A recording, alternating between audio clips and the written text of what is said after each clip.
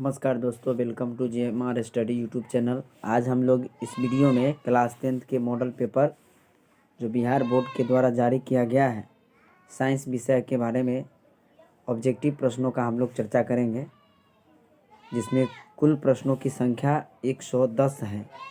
ठीक है, total number of question of 110, लेकिन हमारे पास ऑब्जेक्टिव प्रश्नों की संख्या कितना है? 80 है, और लघु उत्तरीय 24 है और दीर्घ उत्तरीय 6 है।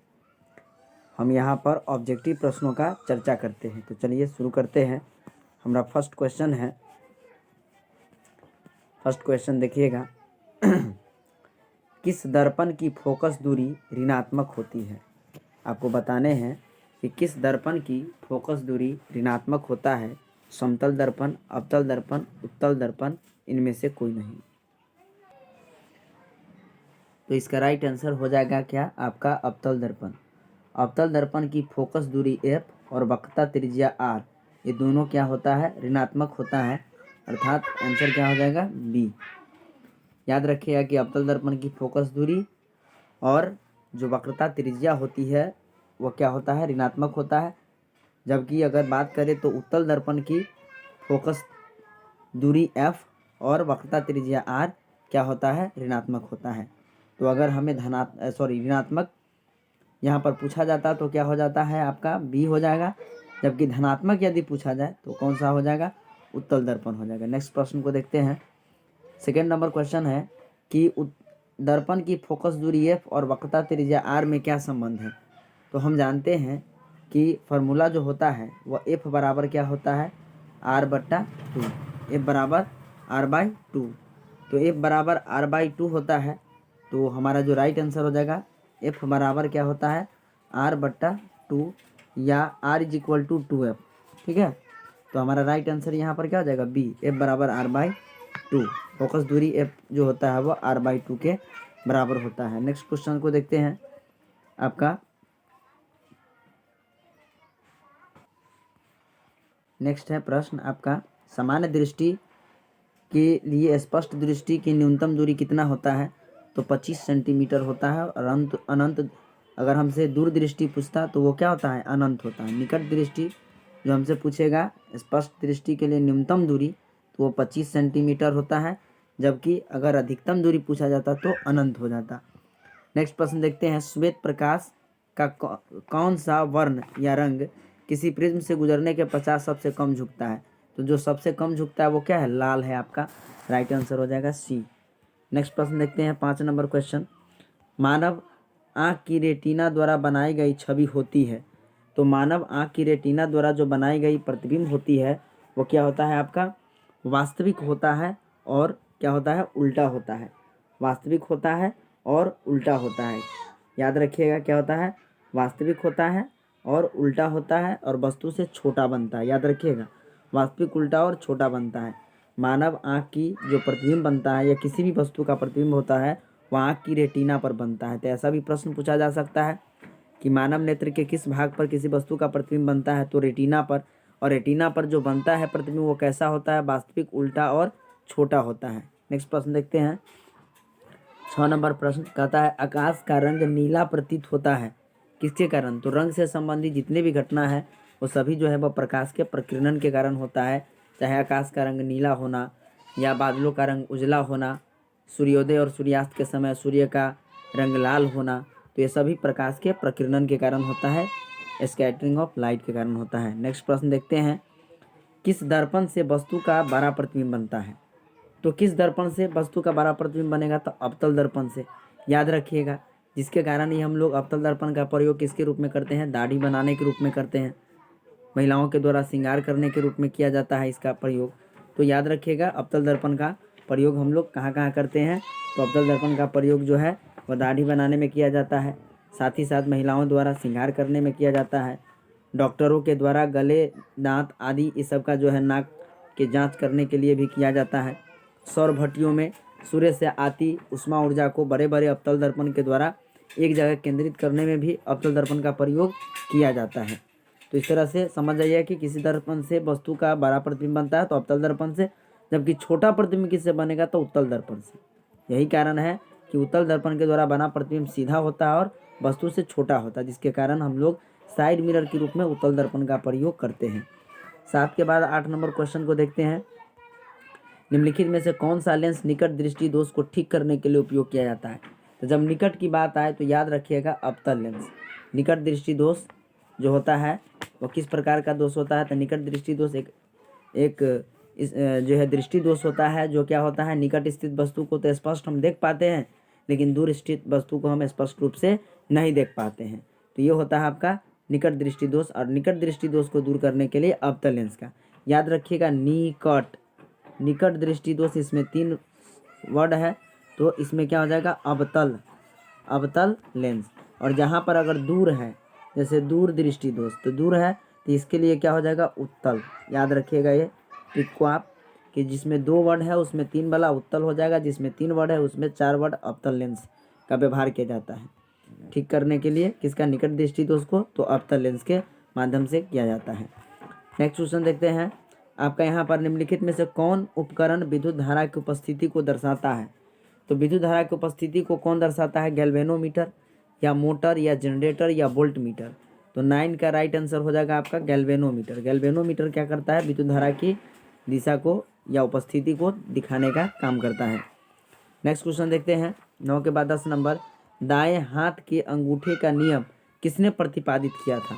तो हम पढ़े हुए हैं कि भाई दाएं हाथ की जो है अंगूठे के नियम को किसने प्रतिपादित किया है? तो इसको फ्लेमिंग के द्वारा प्रतिपादित किया गया है। किसके द्वारा प्रतिपादित किया गया है? तो फ्लेमिंग के द्वारा। फ्लेमिंग का वाम हस्त नियम, फ्लेमिंग का दक्षिण हस्त नियम ये होता है आपका। और मैक्सवेल ने भी जो है दक्षिण हस्त नियम को बताने का काम किया है, और फ्लेमिंग ने भी बताने का काम किया है। तो फ्लेमिंग के अनुसार जो दाएं हाथ के अंगूठे के बारे में बात करें तो उनके अनुसार है कि यदि हम दाहिने हाथ के अंगूठा, तर्जनी और मध्यमा को इस प्रकार समकोणिक करेंगे कि तर्जनी जो होता है 4 फिंगर होता है वह चुंबकीय क्षेत्र की दिशा को दिखाता है, जबकि आपका अंगूठा जो है वह गति की दिशा को दिखाता है, और मध्यमा जो होता है मिडिल फिंगर जो होता है वो प्रेरित धारा की दिशा को दिखाता है। ये फ्लेमिंग ने दिया था। तो 10 का राइट आंसर हो जाएगा बी। 11 नंबर देखते हैं, विभवांतर का ऐसे मात्रक क्या होता है? तो विभवांतर का ऐसे मात्रक वोल्ट होता है। ओम किसका होता है? प्रतिरोध का। आवेश का मात्रक कूलम्ब होता है। विद्युत धारा का ऐसे मात्रक एम्पियर होता है। तो याद रखिएगा विभवांतर का पूछा गया तो वोल्ट हो जाएगा आपका राइट आंसर। 12 नंबर क्वेश्चन देखते हैं, निम्नलिखित में से किस संयोजन द्वारा प्रतिरोध का मान बढ़ता है? तो किस संयोजन के द्वारा किसी भी प्रतिरोध का मान बढ़ेगा? श्रेणी क्रम, समांतर क्रम, या आपसे जो है पूछा गया है श्रेणी क्रम, समांतर क्रम, श्रेणी क्रम या समांतर क्रम दोनों किस में बढ़ेगा?